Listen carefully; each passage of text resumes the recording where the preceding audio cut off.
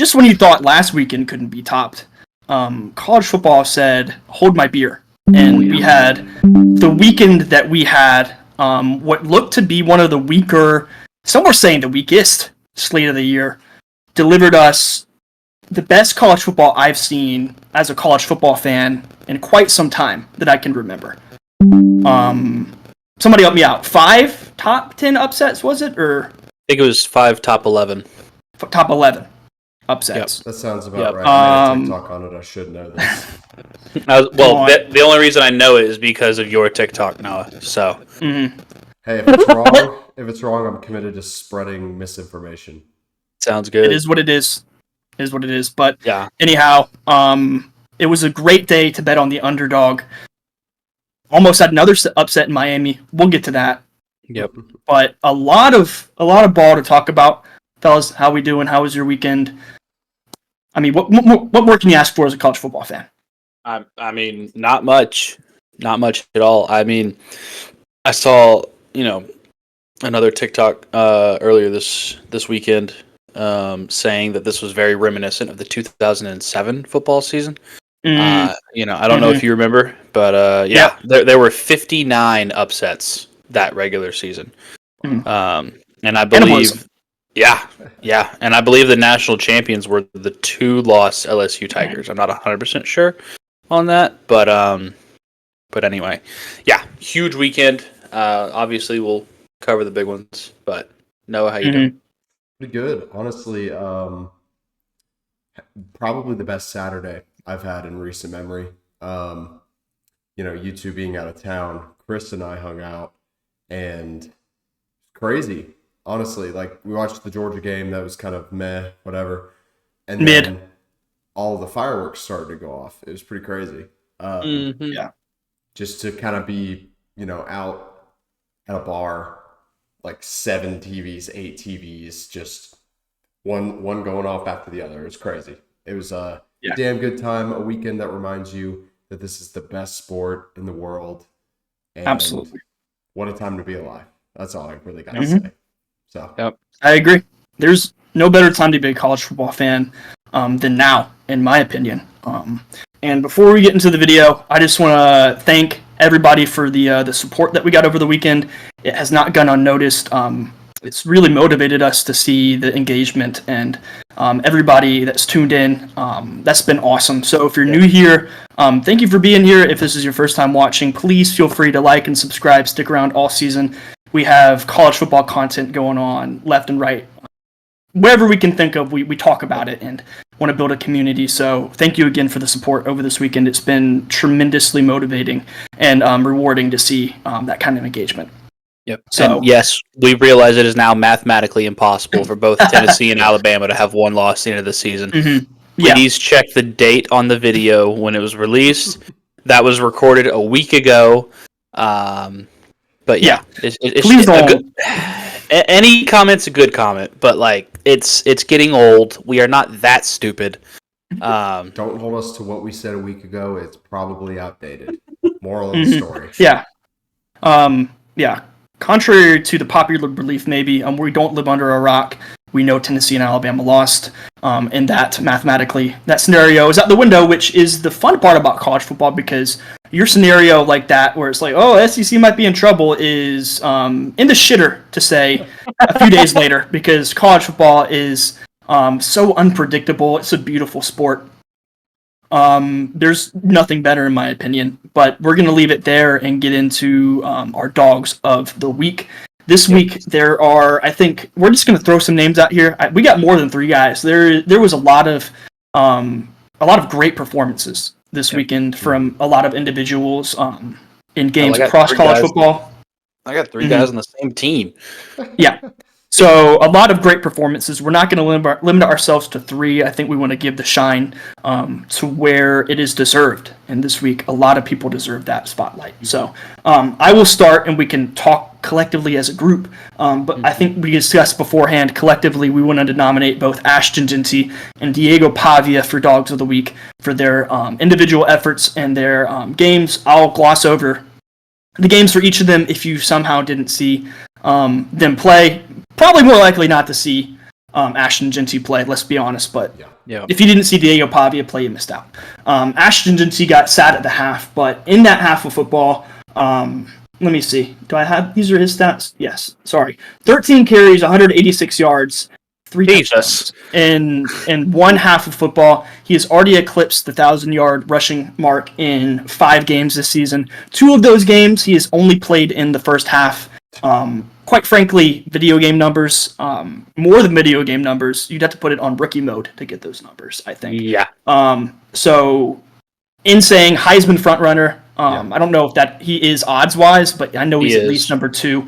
And deservedly so. We haven't seen a talent like this at the running back position in college football in a while. And then Diego Pavia took down Alabama. Not single-handedly, but he had a hell of a game. Not only through the air, but on the ground. I think the play of the game, in my mind, that is seared into my brain was that 4th and 1 play call. I'd forget how much time was left. Play action, just bombed it down the middle to extend the lead. I think they were up 3, so you give it back to Alabama. Who knows what happens? But gutsy performances by each of those gentlemen. Yep, definitely. So, yeah, I mean, just to put Ashton Genty into perspective, like you said, Brandon, they are only 5 games into the season, and he has 1,031 rushing yards and 16 touchdowns on only 95 carries. He's averaging 10.9 yards a rush. Brother. To put that into perspective, the single-season rushing record currently held by Barry Sanders since 1988 is 2,628. So later down the stretch, if they need to rely on Genty's legs to carry them to a Mountain West championship berth, that's playoff berth. Say so. That's what they say. That's what they're saying. Hey man, that's a quality loss to Oregon by 3 points in Eugene. Yes. I wouldn't ding them for that at all. That's what are they now? Number 3 team in the nation? Yes, correct. Number 3 team in the nation. So I mean, we'll see. If they make the playoff, they make a playoff run. That Barry Sanders record that's looked untouchable for decades is looking like it's in some trouble. And this is probably going to be the longest. I'm taking out probably.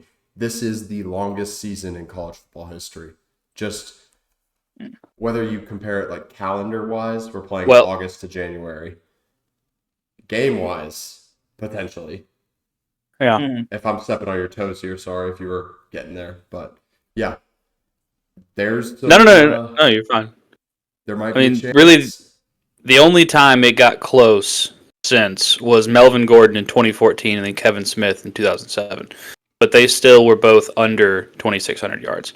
And then Barry Sanders also holds the rushing record in a single season for touchdowns, in which he has 37. Like I mentioned, Genty, I believe, has 16. He has 16 right now. So that's, mathematically, he would still have some catching up to do. But if he plays the entire game for the rest of the season, he probably could very easily catch that. But it's just touchdowns in a 12-game schedule. Yeah. I can't compute. Like that. The man's insane. Yeah. 37 divided by 12. Well, you know what I mean. Yeah. The man, Barry Sanders averaged over 3 touchdowns a game. He was Oklahoma State. Yeah. Wow. And let's just say they weren't taking him out at halftime. Let's put it that way. And they knew he was running the ball. Yeah. What else are they going to do? They knew they couldn't stop it. Yeah. And the argument there is like, Barry Sanders at least had a decent offensive line, right? It means State. If you go back and watch Ashton Genty's tape, that man is breaking at least 8 tackles on every touchdown run. Yeah. Mm-hmm. Yeah. I think it's a very interesting point with this team. Because nowadays in college football, how offenses are trending to play, spreading the ball out, airing it out a lot more than they used to. It is rare to see a team rely on a running back as much as Boise State has. And not only rely on him, but him come through like this. Yeah. I don't care, and I know some people are going to ding him and say it's Group of 5. It's not Power 5. But, no matter who you're playing with these numbers, it doesn't matter. And you went and played Oregon and Eugene and had damn near 200 rushing yards and 3 touchdowns on the ground. Yeah. That is, you plug him into any SEC offense or Power 5 offense, maybe the output isn't as much, but it's not taking that much of a hit. No. I mean, he would at least be in the rotation at Georgia right now. I think he'd be the starter at Georgia right now. He'd start over ETN. Absolutely, he would. I mean, he would I start wanted over to say almost anybody. Well, Georgia's Yeah. got a thing where it's like you got a power back and then you got a back who can receive out of the backfield. Genty's skill set is much more power. I think Georgia would lean on that and then throw an ETN on like third downs. And, tomato. I was about to say tomato, but does not apply.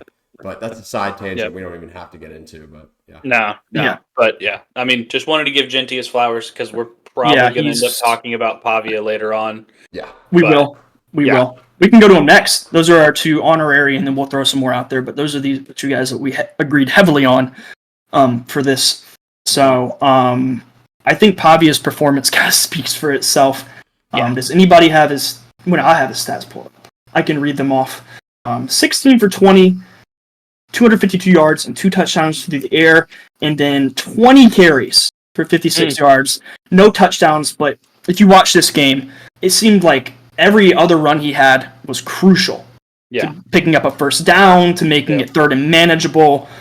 He did what he did with his legs and his arm against Alabama was mightily impressive to me. Just took the air out of the ball, kept all of Alabama's best athletes on the sidelines. Like, I feel like if they had the ball anymore, I feel like they were going to put Milroe out there at weak side linebacker just to get his ass on the field and keep him warm. And put Ryan Williams at free safety. Like, I mean, even when Alabama did have success against the Vanderbilt defense, they still did not have the ball for long. I think their longest drive was maybe 4 minutes, whereas I think Vanderbilt's shortest drive was around 3 minutes. Like, they're taking chunks off the clock every time they get the ball. Especially when you get a pick 6 in the first quarter to go up 2 scores. Just take the air out of the ball, keep Milroe and Williams and all those guys on the sidelines. I mean, it was a perfectly coached game from an offensive perspective. Absolutely. Clark Lee and whoever, I don't know ball, let us know in the comments, whoever the Vanderbilt offensive coordinator is, called a hell of a game. And it's honestly, that's the way to do it in those games where you're heavily an underdog. It's like the Kentucky formula. They did it against Georgia. They almost beat them. They did it against Ole Miss. They beat them, right? You want to possess the ball as long as possible. Keep it out of Milroe's hands. You're not winning against Alabama in a shootout. I guess maybe you could call what Saturday was kind of a shootout a little bit towards the end, but that's not sustainable the whole game. And what they did on offense, possessing the ball, keeping it away from Milroe, chewing clock, and then, converting, scoring touchdowns, not field goals. They did what they needed to do, and I don't know if off the top of my head if they had any turnovers, but if they did, it was very limited. So they caused turnovers, as you see. So I know at least Milroe got punched out once for a fumble recovery in that game. Yeah. So. Yeah, I think they had. I know they had a pick 6 in the first quarter. It popped up in the air. So they had at least a couple turnovers. They did. I mean, if you want a formula to beating a team, an upset, that's the tape you turn on because they did it perfectly, I think. Yep. Definitely. His name is Tim Beck, by the way, offense coordinator. Tim Beck. Congrats to you. You called a hell of a game. You might be getting hired somewhere else in the next couple of years, big guy. Probably. I don't know where he's been, but he's looking to go to the NFL. Yeah. Yeah. Well, he was down at the D2 level for a long time. Yeah. Well, maybe a name to watch out for. I don't know. I'm a fan of Clark Lee. What he's done with Vanderbilt has been very impressive, taking them from the bottom feeder of the SEC and kind of elevating them. I think I'd argue now it's Mississippi State. Definitely. Because we'll get into this later, but I think Georgia's a 33-point favorite. I mean, there's been some massive lines against Miss State. So, but Vanderbilt has done what they needed to do to kind of pick themselves up, dust themselves off, stadium upgrades, and then product on the field. Yeah. Yep. So, are we doing like a further kind of referendum on this game, or I have a stat I'd like to share. It can wait if Go you're ahead. going back. Does not matter. No. Please, you have the floor. Just to kind of put into perspective how big this upset is. The blue chip ratio of this year's Alabama team. For those of you who don't know, blue chip ratio is the percentage of players on a team's roster who started their career as a 4 or 5 star recruit. Alabama's blue chip ratio this year, 88%. So to put it in perspective, the last few national champions, 2023, Michigan won it all with a 54% blue chip ratio. Georgia in 2022, it's 77%, 80% in 2021. Let me see. 2019 LSU, one of the greatest teams we've ever seen. 83% blue chip ratio. Okay, so it's essentially just how good exactly is your athletic talent. Yeah, top tier talent. And as you can see, but this year, they're the number 2 team in blue chip ratio, Alabama is. Number 1 is Ohio State, who has also kind of struggled. We can get into that later, maybe, perhaps. We'll see. But yeah, it is not lost on me that this is probably the upset of our lives. We will never see anything like this ever again. Yeah, I mean, Lane Kiffin stopped mid-interview to watch this game. That shit was hilarious. I mean, just to put this into perspective, the current world population is hovering around 8.1 billion people. Wait, million? Yeah, billion people. True. The last time that Vanderbilt beat Alabama, it was at 4.7. Wow. Yeah. That's a statistic. That's a clip right there, Drew. That's pretty insane. It was somewhere back in the mid 80s.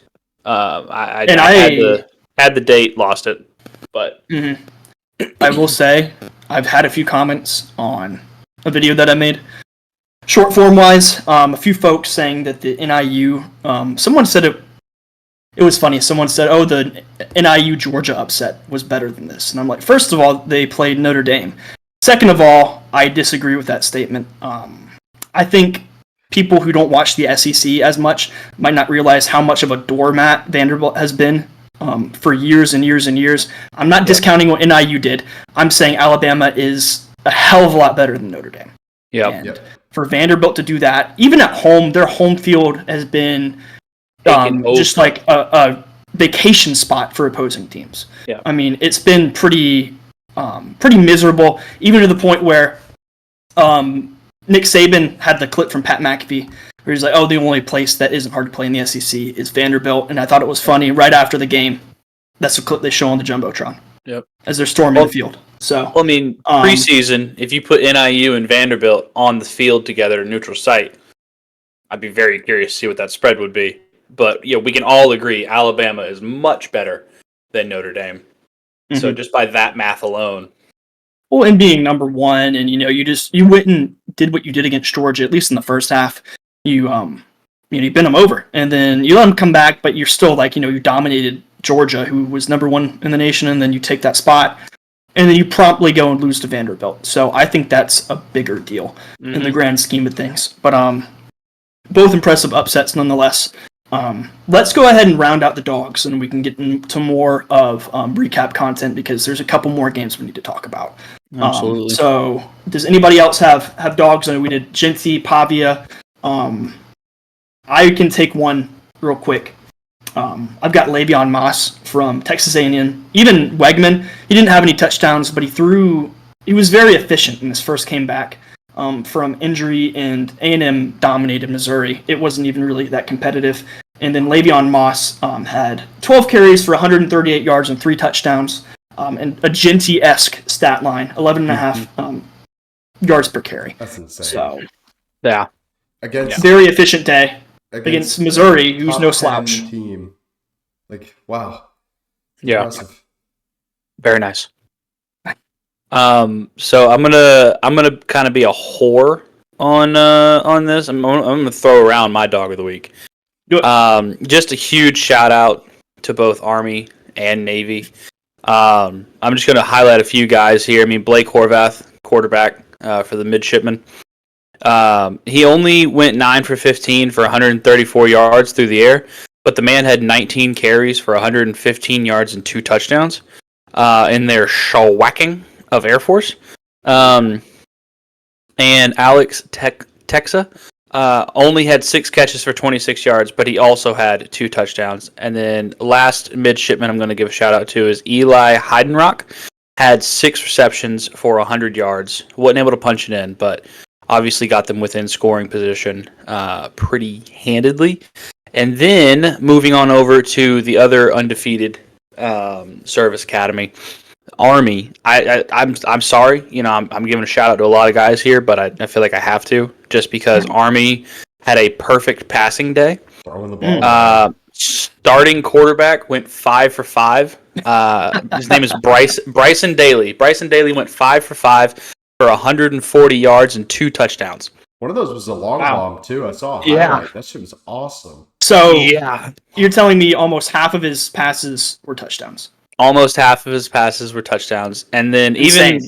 even Dwayne Coleman had a pass attempt that was completed for 20 yards, which I don't know if you watch Army football, but that is an explosive play for anybody on the field.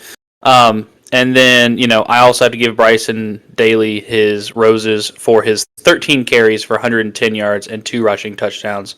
And Kanye Udo with his 6 carries for 137 yards and 2 touchdowns. I mean, they just beat the shit out of Tulsa.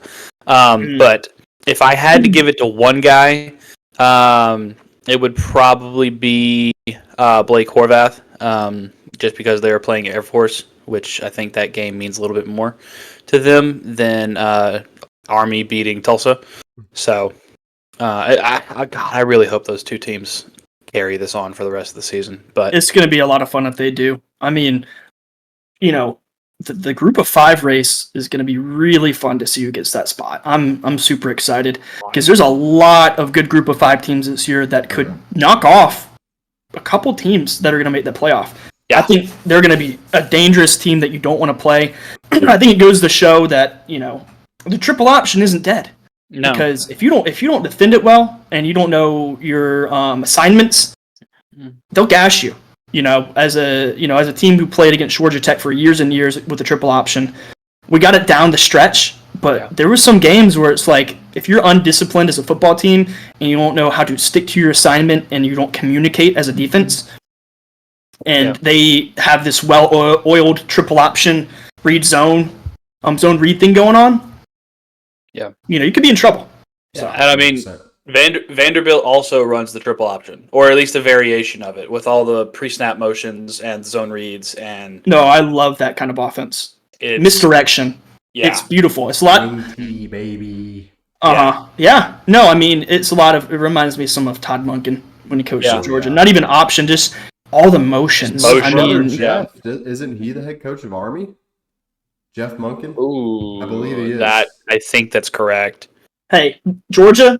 I'm sorry, Mike Bobo. Go get Monken's brother. I don't think it's Bobo. I don't think it's Bobo's fault, but Yes, Jeff Monken is the head coach of Army. Ball wow, Noah, baby. you know ball. Yeah. He knows Yeah. ball. I pulled that one out of my bag. That was kind of a deep cut. So. Yeah, that was good. Yeah. That was good. But I don't know, this kind of resurgence of the triple option, the misdirection, the read option, and everything. It's kind of like Gus Malzahn at Auburn, where he pretty much took the triple option and had a baby with the spread. I don't know. Yeah, man. And now It's everyone's beautiful. running RPOs. It's insane. I think you're onto something there. Maybe here in the next few years, we could be seeing a lot more option variations infiltrating their way into the pro style and the spread, especially with these athletic quarterbacks. Seemingly every school has a guy who can extend plays with his legs. So it could be pretty cool. Yeah. It's almost a must now. I mean, not obviously a must. You got guys like Georgia with Carson Beck, but that's an unaccounted player as a defense is the quarterback. Yep. And if you have a guy like Milrow, it doesn't matter if you play perfect coverage, he can just outrun you. Yep. You So, anyways, we can wrap Dogs. Noah, do you have anybody else yeah. So you want to shine? My dog of the week is actually a hog. Oh, and it's I good. mean, all 53 Those hogs. of them. Dogs. All of them. The entire The roster. whole team. Including Sam Pittman. Including Pit Boss. Absolutely, Sam Pittman. And the athletic director for not firing him last year. Facts. Honestly. If I had to pick one, I think I'm going with Andrew Armstrong, wide receiver, 9 catches, 132 yards. Didn't get in the end zone, but it was very much a slugfest kind of game. Yeah. Taylor Green also played one hell of a game, but couldn't finish after a dirty hit, in my opinion. I think it was a dirty hit. I don't know. It was kind of brutal. It really looked like he was diving right into his legs, honestly. I don't know. Tennessee. I know. I'm not here to comment on that. Maybe I make a TikTok about that It's just, in the morning. You mean the clean, upstanding organization that is the Tennessee Volunteers? Yeah. They would never. Hey, I'll go to bat for him. You just gotta give me my money in a McDonald's bag. I'll make a TikTok that speaks good on their name. Or in a mustard bottle. That's true. Either or. But yeah, there's a couple Razorbacks for you. Yeah, this game was a fucking slugfest. Yeah. Anything else on that? That's all I got for Arkansas. But Dude, No, man. I think it's another example of just maybe not taking the air out of the ball like Vanderbilt did, but just whatever they saw in film during the week and made the adjustments and took the options away from Nico Assalamu Alaikum. Like, yeah, I don't know what they saw. I mean, I'm not going to consider myself a film watcher, but it's ridiculous. It's ridiculous because, I mean, going into this game, Tennessee's offense looked like one of the most unstoppable offenses in the country and probably one of the most unstoppable offenses that we've seen since Hendon Hooker. Looked like Hooker reincarnated with just the fast-paced, wide splits. But hey, well, Arkansas saw something. Tennessee still could run the ball. Dylan Sampson, 22 carries, 140 yards, and 2 touchdowns in the loss. They're built on the rushing attack, and I think that year with Hendon Hooker, everyone wanted to talk about Jalen Hyatt. Everyone wanted to talk about the flashy passing offense, but it's the running game that gets that started. And I think Nico's still kind of coming into his own. I mean, not me talking good on Tennessee, but like he's still young. Yeah, if he's not a bad player. Exactly. No, not a bad player. lot of Not at pressure all. for a young quarterback. I mean, Hendon Hooker, I believe, was like 26 when he was running that offense. Yeah. So there's a difference. Yeah, there's a big difference. Let's go ahead and wrap the Dogs, and then we're gonna. I think what would be good is run down even some of the games that we talked about. Just closing statements, a couple minutes each, and then I'll marry the two together for the long form videos of what we talked about for Dogs. But anyways, those are our Dogs of the week. Please let us know in the comments if you have anybody that you think we missed. Let us know in the comments who your nomination was, who impressed you the most this week. A lot of players to choose from. So moving on from that, we're going to go ahead and wrap with the first part of this video with some preview content. We're going to touch on a couple of those games we talked about, maybe give some closing statements and thoughts about, what happened on the field and implications for the rest of the season. So let's start it back from the top. We can take the biggest game of the night, Vandy and Alabama. Yep. I know we talked a lot about them with our Dogs of the week, but what do y'all think this kind of means for the rest of the season for each of these teams? Alabama, obviously, they have a loss early, but still, destiny is in their own hands. I mean, do they still control their own destiny as far as making it to the SEC championship game? Technically, no. Because there are some other teams that are still undefeated in conference play, being Texas A&M, maybe, and then LSU is still undefeated in conference play. But I'm pretty sure Texas A&M and LSU play this weekend, so one of those is going to get decided. It'll sort itself out, but they do not control their own destiny, which is scary. Even as being a Georgia fan who already has a one loss in the SEC does not feel good. But they're still Alabama. I mean, they fell to 7 in the AP poll, but I mean, at the end of the day, 7 still gets you into a playoff berth. What does it matter? I think they would be completely fine sitting at home watching the SEC championship, already preparing for the Big 12 conference champion or whoever it is at that point. That's a good point. That's a good point because, I mean, not making the SEC championship isn't a death sentence anymore. It's, I get another week of rest. Yeah. I mean, in my back pocket. So they get a bye week just a week early. Yeah, and you have to play an extra game, but you also get the benefit of playing a lower seeded team, more towards the 12th seed, and a team that you could probably handle, a team that is not on the same level most likely as teams you've seen during the season. So they don't necessarily control their own destiny, but if they win out, there's a pretty good chance they'll make it to the SEC championship. I think they'll bounce back. They're a very talented team. DeBoer is a good coach, but what we saw on the defensive side of the ball was very uncharacteristic of an Alabama team, even down to the discipline. I mean, if you were on social media, you saw the absolute temper tantrum that Malachi Moore threw there towards the end of the game. He was yelling, throwing towels, even, the ref was spotting the ball and he kicked it.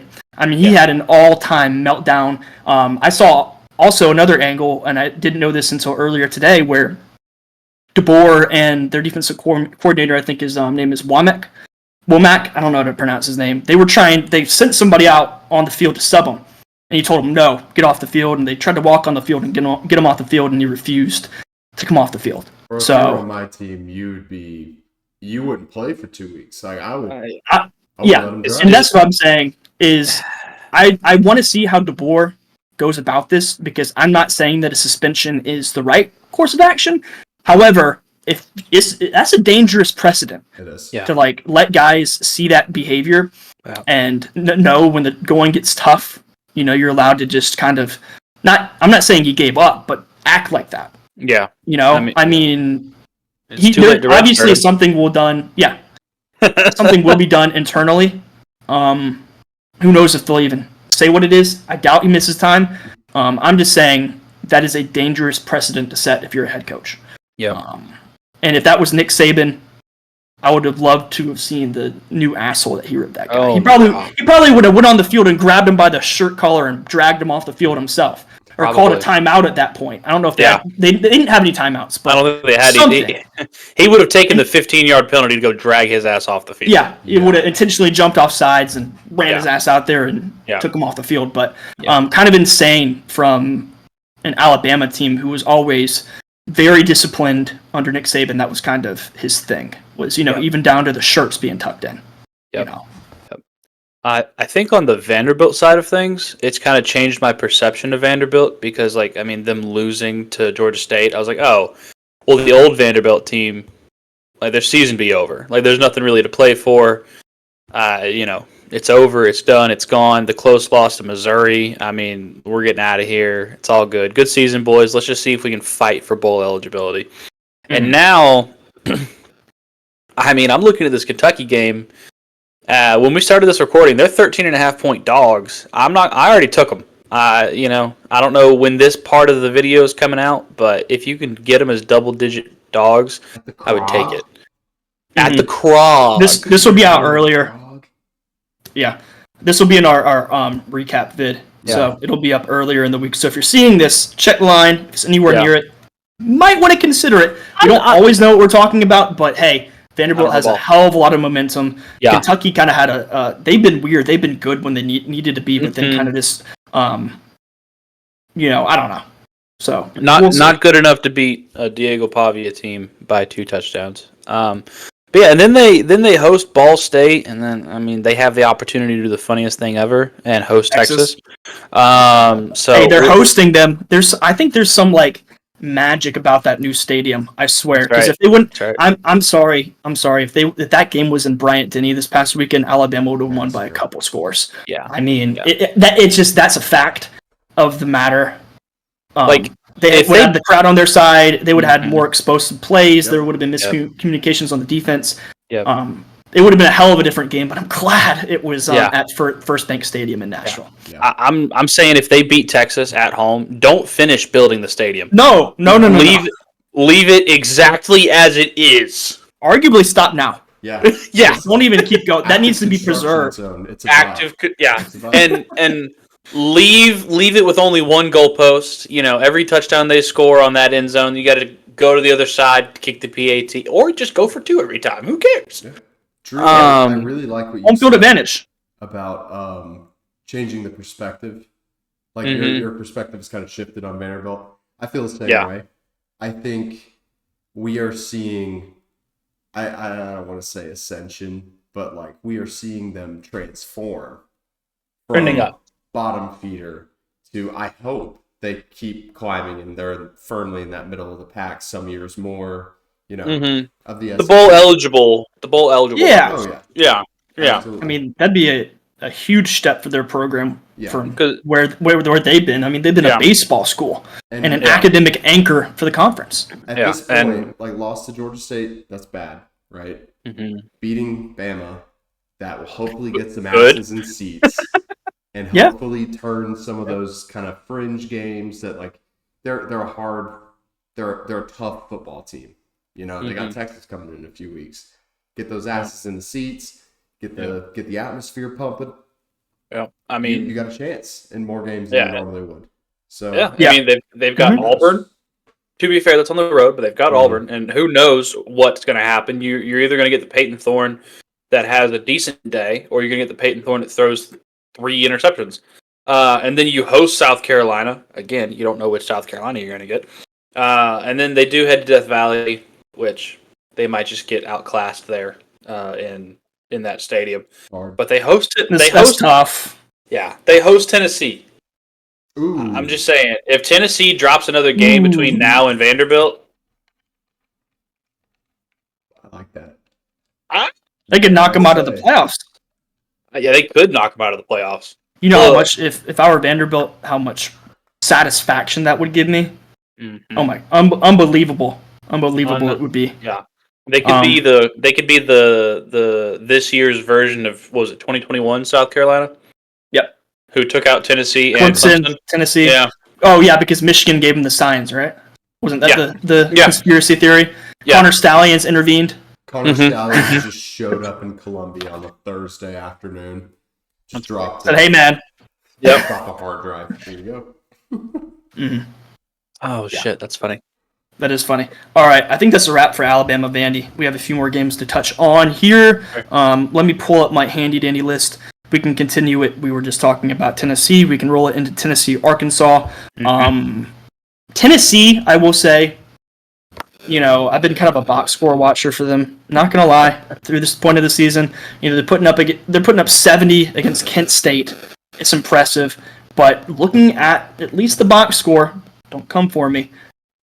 Nico Pause. was a lot less, or do if you want, whatever floats your boat.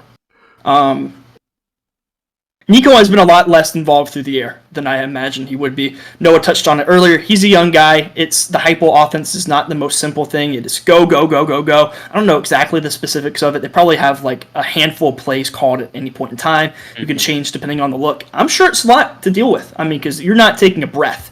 You are trying to catch them in a spot where you have a mismatch or somebody is out of place in alignment on the defense. It is such a speed game. And they have been, dominating the ground game. They have a pair of good running backs. But Arkansas came to play, and this was a low-scoring defensive battle. And Arkansas came out the other end. Tennessee had a chance there at the end. Nico obviously did what he did, whether he thought there was going to be time when he stepped out of bounds at the end of the game there, or what was going through his head. I'm assuming he had to have thought that maybe he gets out of bounds with 1 second, to take another shot at the end zone. You just got to have more awareness, at least put it in the end zone, give your guys a chance. Not saying it's his fault, because quite frankly, that touchdown that Arkansas scored at the end, if you watch the footage, they let them score that.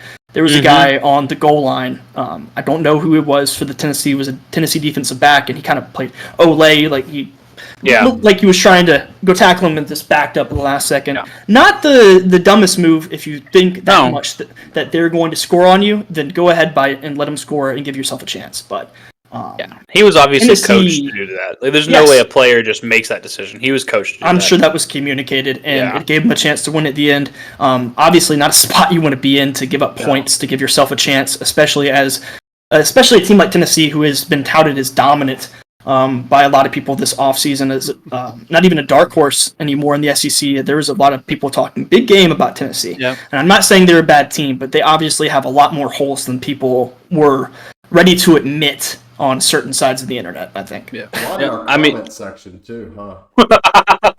That might have been what I was alluding to. I'm not saying they're a bad team, but guys, they're not perfect. I mean, I know there's a little bit of bias that plays into it. You want this to be the year every year. Yeah. But, you know, too many mistakes from Tennessee. And if you have an offense like that. Yeah. I mean, just want to put it out there. We appreciate the comments. We do not mean any disrespect. We love a discourse. But please don't send death threats. Somebody sent me my social security number in the mail along with my home address. I got my no, I'm kidding. Me in the DMs. Yeah. But I mean, when you trust your offense more than you do your defense historically, especially with Heupel as the head coach and the play caller, I mean, Ole probably isn't the best or probably isn't the worst play call there. No. Just with the time and the situation being what it was. Statistically, I mean, just looking at it, Arkansas was probably going to score anyway and take their time doing so. Excuse me. So, I mean, I don't hate the Ole call. But, yeah, I think if Nico has another year under his belt, I think he probably handles that at the end a little bit better. At least has the wherewithal to at least give it a heave. I mean, who knows what happens once that ball gets in the air? I mean, it wasn't even a heave at that point. We're talking the 20. You're talking the 20-yard line. That's the thing. I think he had to have just not known. Yeah, I mean, that's what I thought he was going to do. Yeah, I agree, and I think it was just a mental lapse from a young player, and it's very obvious because the only thing that makes sense to me in that scenario is that he didn't know. He thought he had time to step out of bounds and have another shot. But, I mean, you got to know that. You got to know, have your internal clock in your head. Even if you can't see the time, you have to have something that's telling you, this is it. I need to take a shot. Not even a heave. I don't remember exactly what yard line it was on. It was a 20-yard throw at most. Very achievable. Just put it in the end zone, right? So, obviously, a young kid making a crucial error, but obviously that did not single-handedly lose them the game. I mean, they lost the game. Started up front. Arkansas just played a better football. Yep. Yeah. I think from here for Tennessee, you were kind of looking at it before this game as, okay, you go to Athens, right? And then you host Alabama, not necessarily in that order. Flip the order there. Earlier in the year before this past week, you're thinking, okay, split. I'm cool with that. Get to the SEC championship game if you're a fan or a player. Now, I think you got to get both, honestly, because you got. Arguably Texas is the top dog in the conference, and then as of right now, yes. Texas A&M technically, but yes. Yeah. By a technicality, this new SEC is a bloodbath every year. Like I think Tennessee's going to need both to be in SEC championship conversation, just because I think 100%. Georgia. Absolutely. I think Georgia. Sorry, a homer take here. I think we beat Texas here in a few weeks, but I hope so. I hope so too, bro. Let's hope. We'll get to that. There's going to be a lot of conversation around that. Yeah, I think they totally.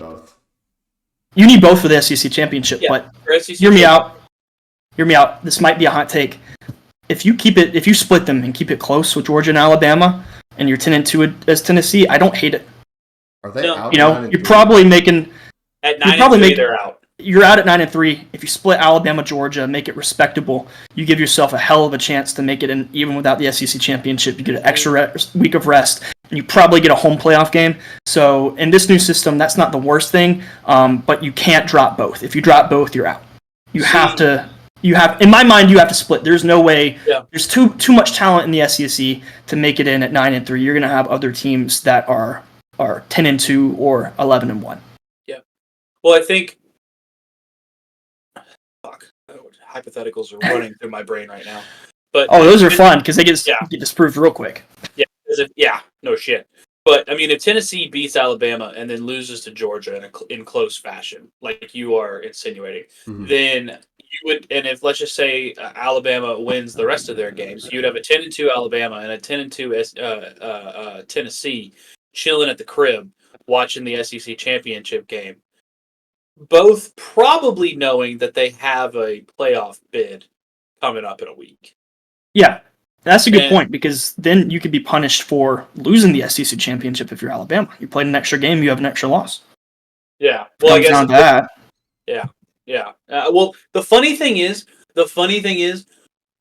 I don't really know if this is mathematically possible, but I think there's a hypothetical world where Georgia could win out. No. Never mind. I'm just gonna shut the fuck up now. Scratch that. Scratch that. Yeah. I will This say, conversation was never had. the spirit of it is that there is so much madness that can happen with the SEC right now, and in all likelihood, things will play out and resolve themselves. But there are scenarios where there's going to be a lot of teams with similar records with tiebreakers over each other. And that's probably going to be an ongoing conversation this entire season. But does anybody have anything else to add on Tennessee Arky? Can I just make a closing statement about the SEC? Is this our last SEC game we're discussing? I have Missouri A&M on the docket, but you can go ahead and make it if you want. Yeah, I can go ahead and segue because this is about A&M. Yeah, unless Noah has something. Sorry, Noah. I was just gonna see if y'all think Arkansas can theoretically fire Sam Pittman still. Not this year. 4-2. Not after that. I mean, if they lose out, I think that Tennessee game keeps them. Honestly, if they lose out, this is already a better season than last year. That's true. Yeah. Okay. And I don't think they'll lose out. I agree. I just want to see what y'all thought. Yep. No, I hope they don't fire him. I love him, man. Looking at their schedule real quick, they kind of have a gauntlet. They have LSU, Ole Miss, Texas, Missouri. Jesus Christ! They could theoretically maybe lose out. They can't lose out. They have Mississippi State and they have Louisiana Tech. Okay, so at bare minimum, they're winning 6 games. We'll wrap it there. I think I'd like Arkansas to keep Pittman at least through this year, maybe next year. People are way too fast. Yeah, people are way too fast to fire coaches in the SEC. They're hard to come by. A good coach is hard to come by. So I don't think they should be too brash in their decision making there. The only selfish reason I would love for Sam Pittman to be fired is because he could hopefully come back and coach up this offensive line. That's what I said. That is the only good thing. Yep. I want him back. Agreed. Okay. Yeah. All right. Can we segue? Yep. Yes, go for it, Drew. Take us home.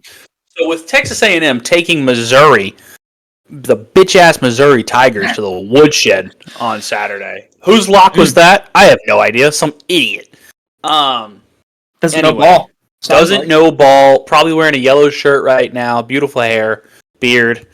But anyway, with Texas A&M, I guess upsetting, not really, because they were the favorite, but Missouri was a top 10 team at the time, and Texas A&M was ranked 25th.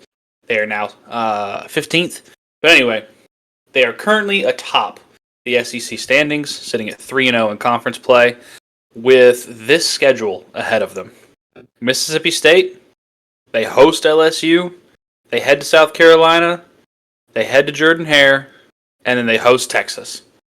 I'm just saying there is a hypothetical scenario where the Texas A&M game has conference championship implications, and there's also a scenario where that game is a preview of the conference championship game, depending on what the other teams do.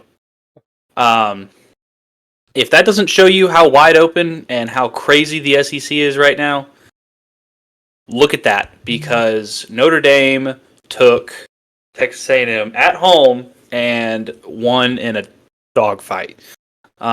So shout out to the Aggies for turning things around, taking care of business. But I just have nothing good to say about Missouri right now. The only thing that I can say is that they kind of got hosed by the refs. At least on the Luther Burden touchdown that was called back. Yeah, that was tough. That was tough.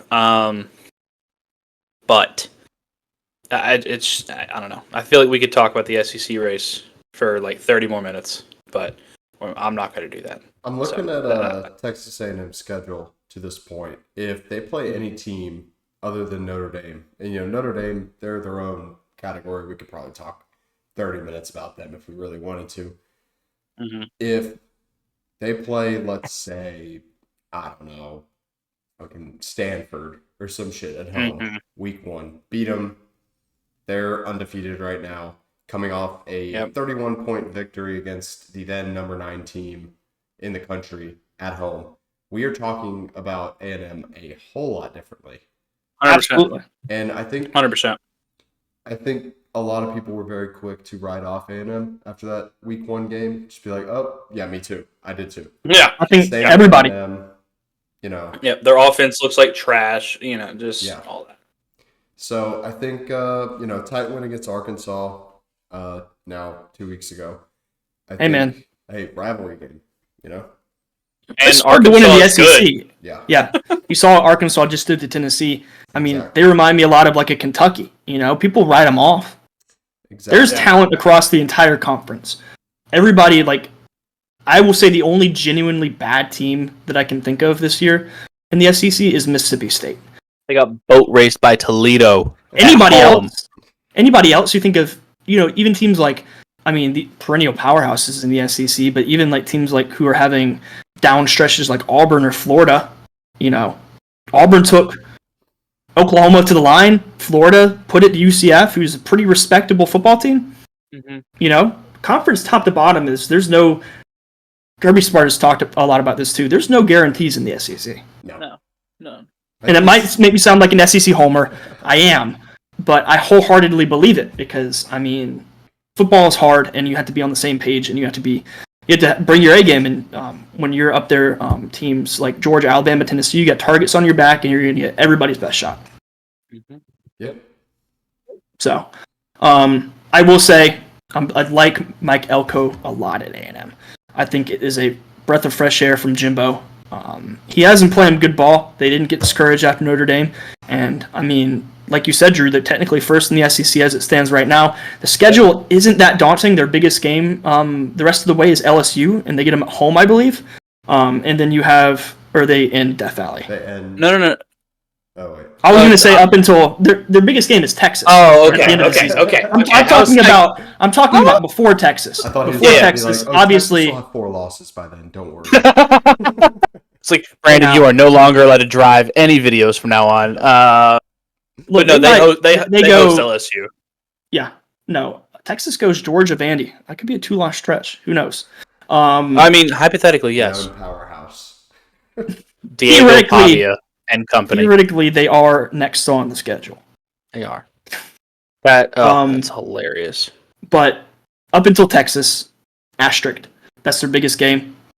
So, like y'all said, that game could have conference championship implications because if A&M wins out, they're undefeated in the SEC. They have to be in the SEC championship. Nobody else in the SEC can say they're undefeated unless they get beat by Texas, who goes undefeated up until that point. Correct. But Correct. It's crazy to talk about that because I hadn't even thought about A&M like that. But it's looking good for them. So you gotta. I don't know. And they look really good against Missouri. Obviously, Kyle Field is a hard place to play. But they used it to their advantage, and they don't have that many big road games. Is Texas A&M Texas a neutral site, or is that at somebody's house? Where's that? It's in College Station. Massive.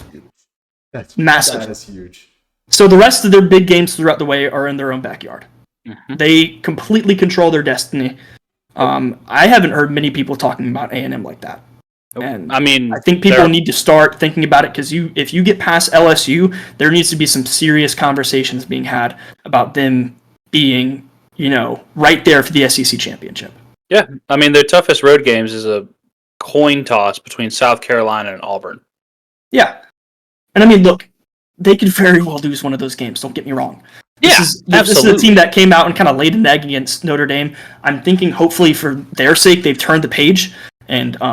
It looks like they have, but as we can see, this could be all this could be make no sense, could be nonsense by this next weekend.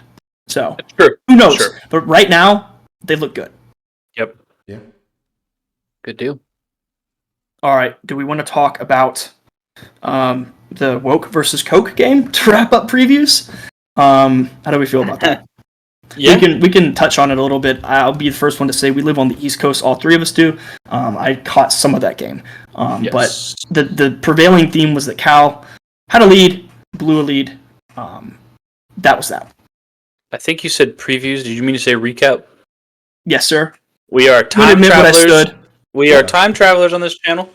I wish I could time travel, so it means I could stay up for this game. Because I'm not gonna lie, I believe it was 31-10 at one point. I turned it off. I had to make a business decision. I had church the next morning. Even the late service, I was yawning because of this game. But yeah, I mean, at the end of the day, the gist that I caught, and based off the clips that I have seen from the second half, kind of similar to the Virginia Tech game. Kind of, the refs played an integral role in Miami winning this game. With a potential targeting call that may or may not have been targeting. Apparently, we don't know what targeting is. It's kind of how, like, in the NFL, we didn't know what a catch was for like 4 or 5 years. Still kind of Now, yeah. Kind of, Now sorta.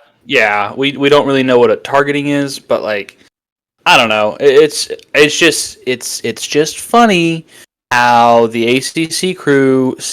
I'm just saying, calls for the past 2 weeks have seemed to go for the conference frontrunner instead of against. I'm just noticing a trend.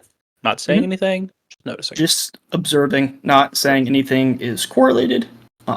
However, you know, not that we're putting not that we're putting on tinfoil hats or anything, but Miami is the main product of the ACC right now.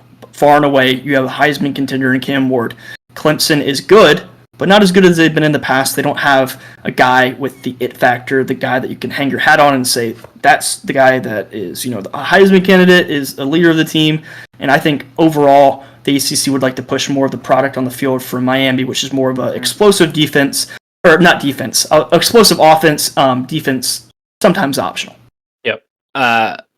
Also, by the way, the last thing I'll say about this game is the equipment truck is still driving.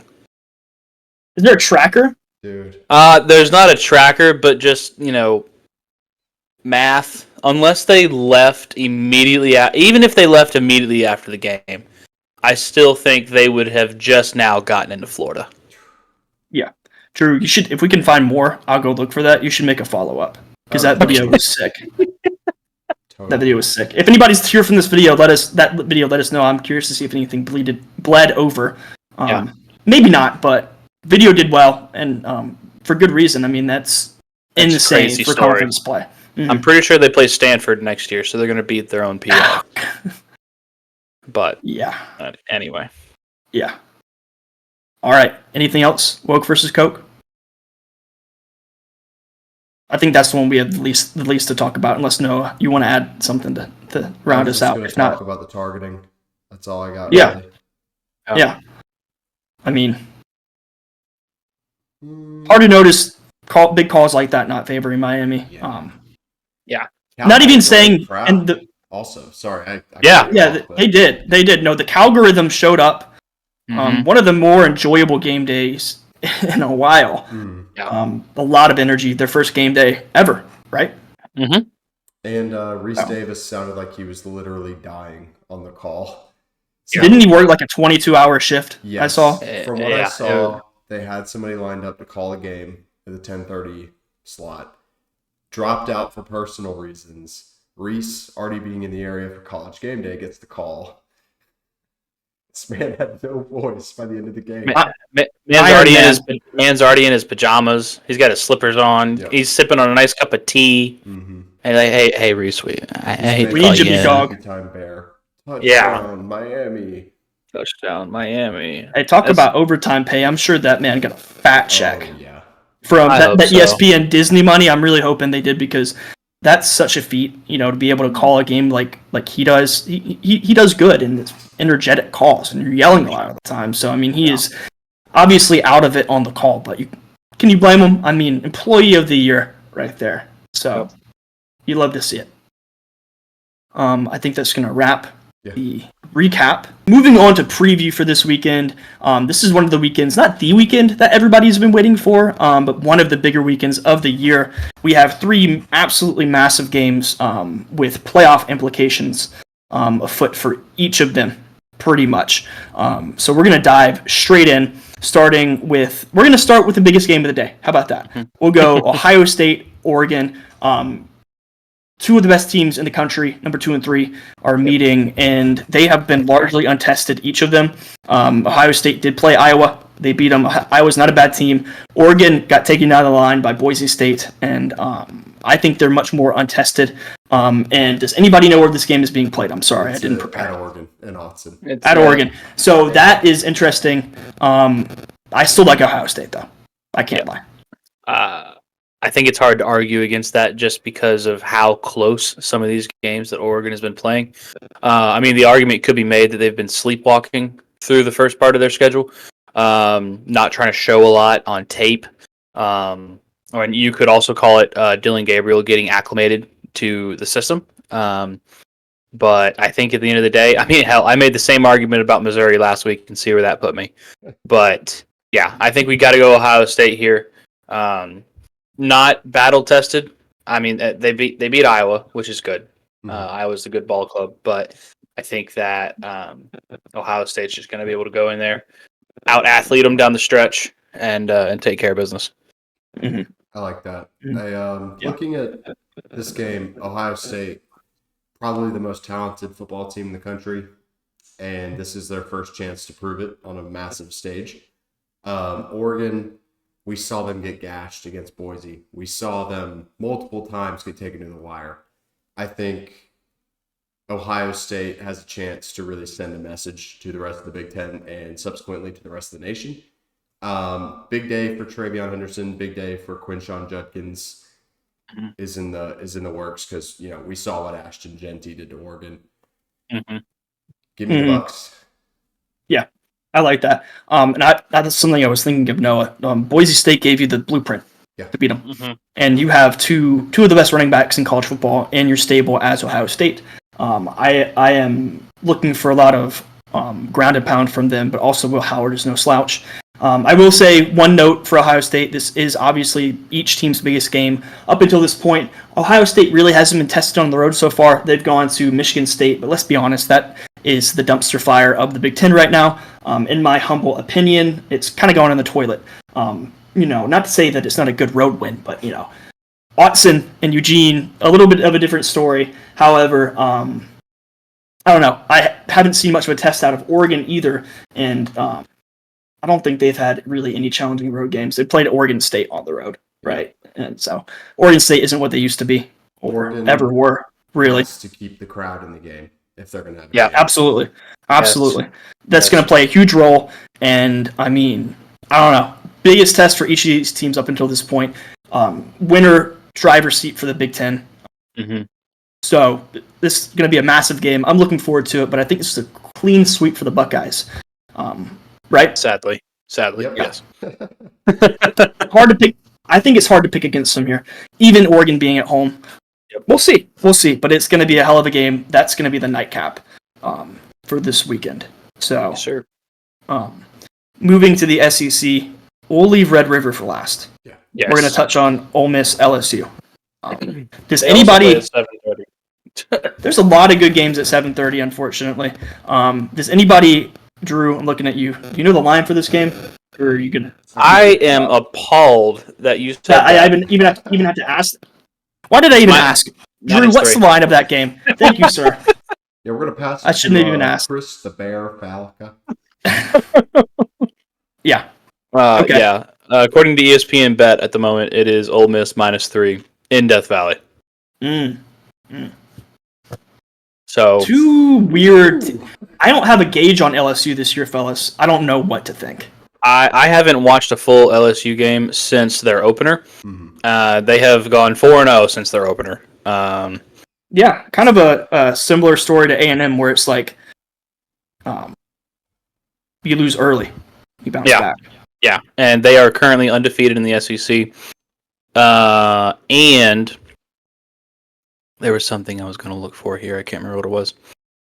Anyway, yeah, they're currently undefeated in the SEC. I mean, undefeated means 1-0 here. Y'all remember the LSU South Carolina barn burner. But again, that was not at home.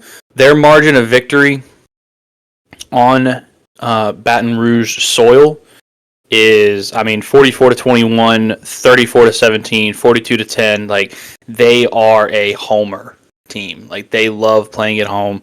Their only loss was in Vegas to USC, and they lost by 7. So they are in their element. They are humming. The offense is putting up points. Ole Miss had a good rebound last week. Kind of handled South Carolina. Only held them to 3 points. But no, we will see. We were going to find out if Ole Miss is actually rebounded or if they just had a good game. Yeah. So yeah. Do you care to give your pick? You want to go and give your pick, or are we going to give those at the end? I don't have a pick yet. I'm going to listen to you guys. On the Tigers, dude. I'm going to listen to you guys. I'm going to listen to you guys. I can go.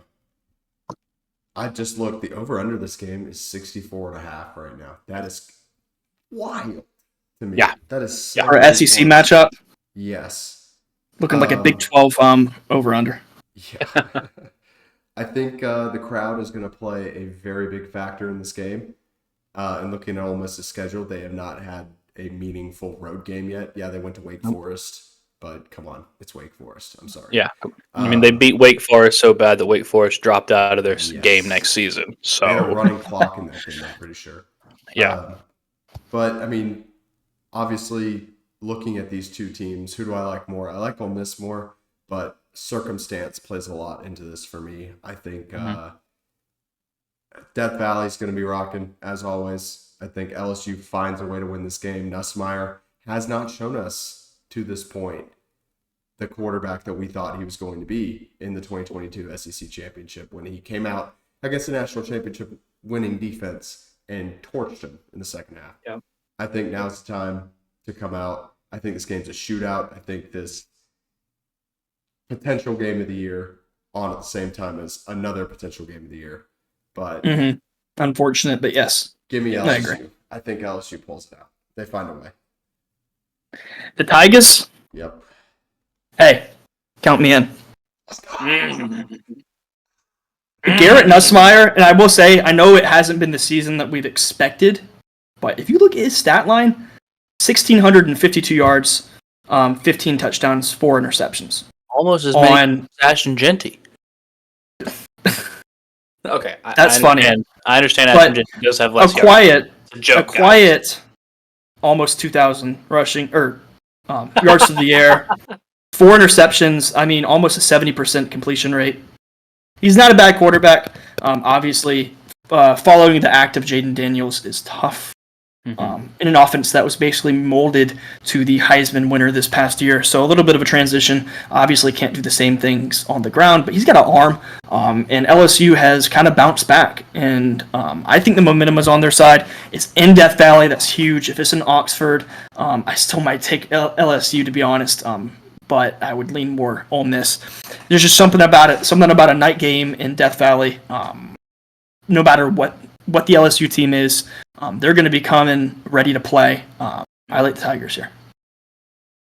So, sorry, go ahead. I was just going to say, I think it's the spread too. Like, spread is like Ole Miss -3 right now. Something stinks. Something's up here. I don't like it. I don't know. I'm fishy. Yeah. My only argument for Jackson Dart and the throw-in Rebs is that they know they have to win this game to remain relevant on the national stage. They know they have to win this game to remain relevant in the conference. They know they have to go in there and score points. Because, listen, let's be honest. After watching Kentucky get the doors blown off of them, Georgia probably sleptwalked through that game. And then Ole Miss the following week was like, Georgia does this every year. It's all good, guys. We're just going to go out there, put on our powder blues, and go smoke them 55-7. So, yeah, that's my only thing is that Ole Miss knows they have to get up for this game. and it's going to be easy to get up for. I mean, it's a top 15 matchup at night in Death Valley. If that doesn't get your blood pumping, I don't know what will. But I mean, have you played in Death Valley on NCAA? The stadium pulse is rocking for a reason. Mm-hmm. It's going to be that game is very accurate too. It's proven to be very accurate this season. I'm not even saying that like jokingly. No, like it perfectly emulates the craziness and unpredictability of college football, and I think they recognize that is one of the toughest places to play in college football.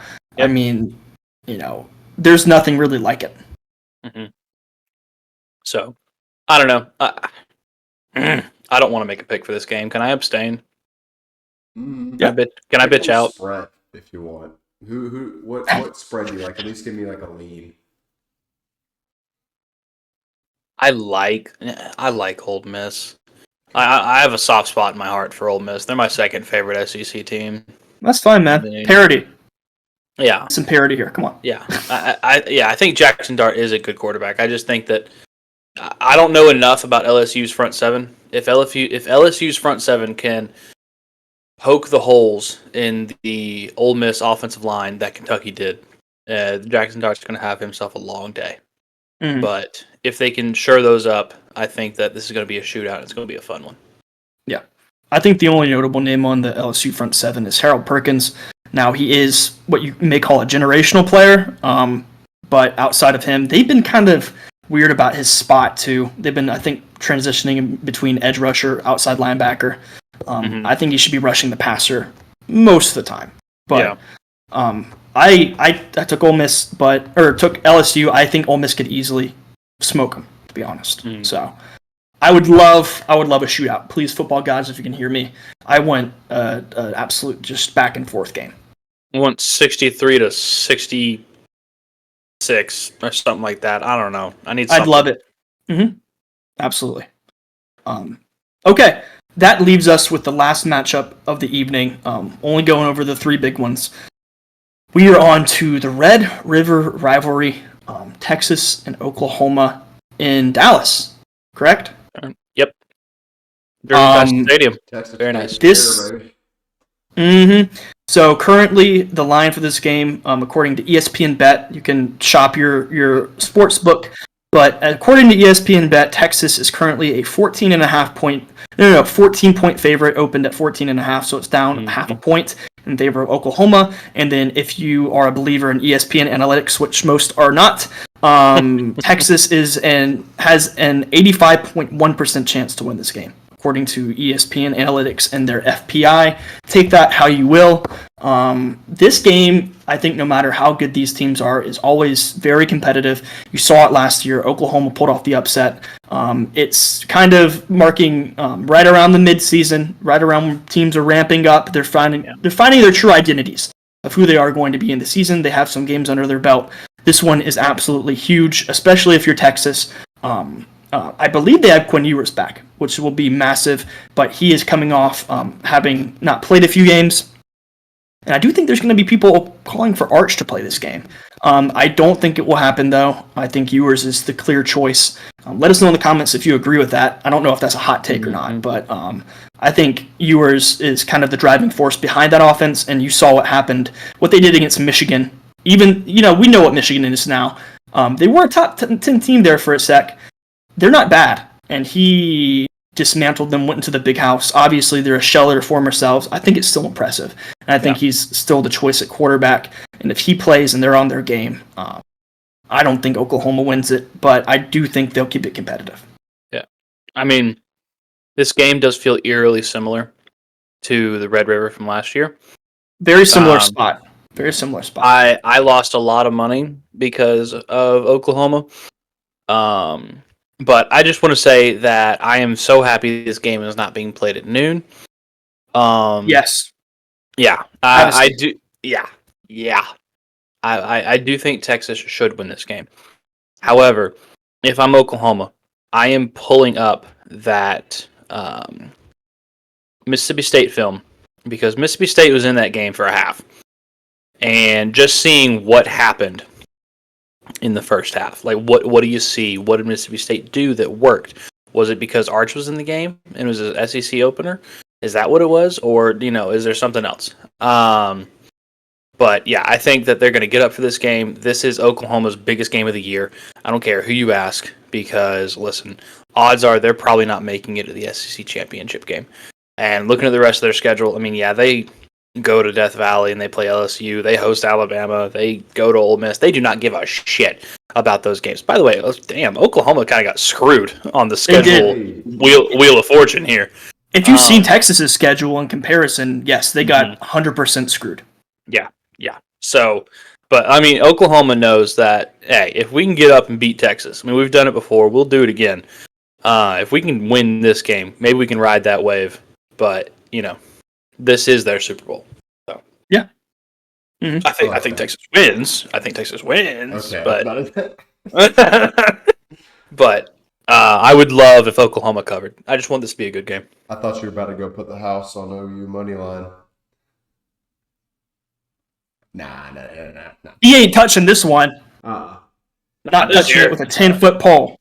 Now, Saturday afternoon, I might be, might be singing a different tune. After a few brews, I might be inclined. As of right now, not touching. Yeah, I'm kind of in the same boat. I think if I had to put money on something in this game right now, I think I'm taking OU plus the 14. I agree with everything you're saying. They're going to get up for this game. They're going to give them their best shot. It's the SEC. We know this. It's just they're, now in the conference, and there's a standard to uphold, and every game is survival of the fittest. But you're going to get everybody's best shot, especially as number one in the nation. And Texas got Miss States last week or 2 weeks. Whenever the hell they played. I don't remember if it was off of bye or not, but yeah, I like Texas. Texas was off this past week. Yeah, that's what I thought. Ultimately, I like Texas to win the game, whether or not Quinn Ewers plays. But I think he does play, and I think they look like a true SEC contender that they are. Yeah. Okay. Yeah. I'm hoping for a close game. I do think Oklahoma can cover that 14.5. The reason I won't touch any lines or anything is because I saw how Oklahoma played against Tennessee. I saw how they played against Auburn. And I'm not saying Tennessee is bad. I'm saying Tennessee gift wrapped them opportunities in that game to take advantage of, and they could not.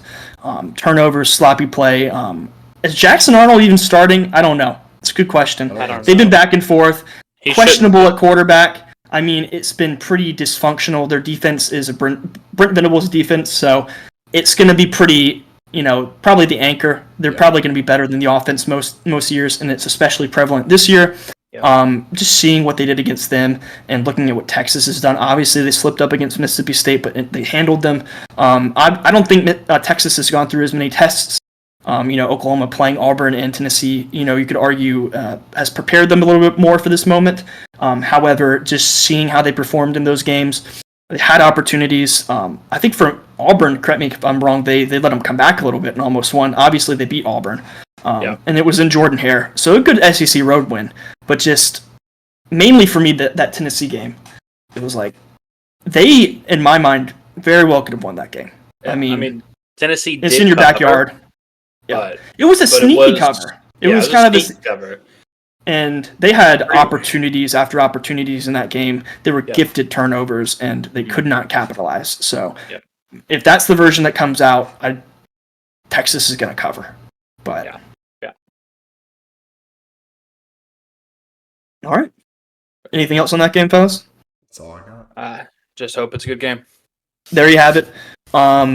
If you made it up until this point, thank you for watching. We appreciate it very much.